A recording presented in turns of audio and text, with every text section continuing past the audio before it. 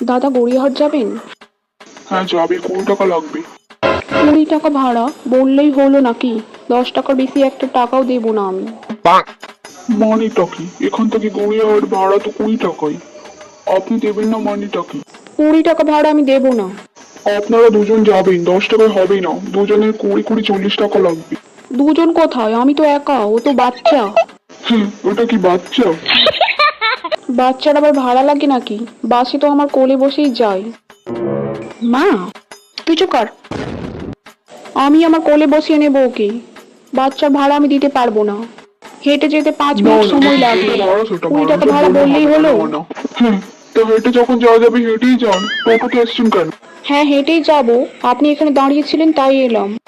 মানে? হ্যাঁ হেঁটেই যাবো, তুইও যাবি আমার সাথে, চল। না। আজব পাবলিক ভাই, কোথা থেকে আসে কে জানে।